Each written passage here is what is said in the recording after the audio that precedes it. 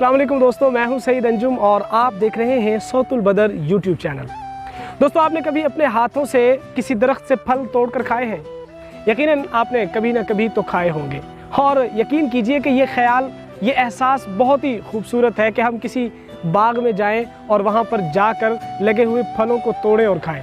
अच्छा, आज हम मौजूद हैं लाहौर के एक गाँव में और यहाँ पर लीचियों की फसल तैयार हो चुकी है और हम इस वक्त लीची के बाग में मौजूद हैं। आइए आपको दिखाते हैं कि यहाँ पर किस तरह से ये लीची की फसल तैयार हो चुकी है। दोस्तों, लीची एक लजीज फल है और इसका असल वतन चाइना है, जहाँ पर जनूबी चीन में हज़ारों साल पहले भी इसको काश्त किया जाता था।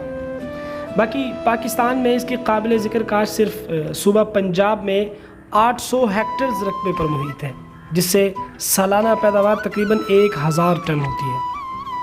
इसके अलावा इसके दरख्त की ऊंचाई 18 से 25 फीट और शाखें ज़मीन की तरफ झुकी हुई और पत्ते गहरे सब्ज़ रंग के होते हैं। बाकी बाज़ अच्छे इलाकों में इसका कद 45 फीट तक भी हो जाता है।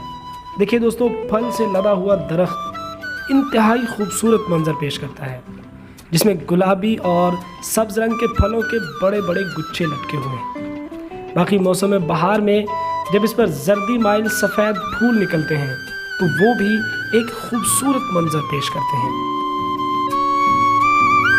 आइए दोस्तों, आपको दिखाते हैं लीचियाँ किस तरह दिखेगी, कितना खूबसूरत।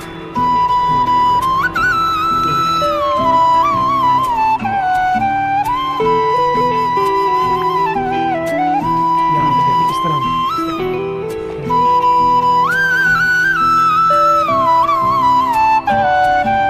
बाकी ग़िज़ाई एतबार से अगर देखा जाए तो इसमें विटामिन सी, कैल्शियम, फौलाद, magnesium, manganese, phosphorus, potassium, sodium और जिंक वगैरह काफ़ी अच्छी मिकदार में पाया जाता है।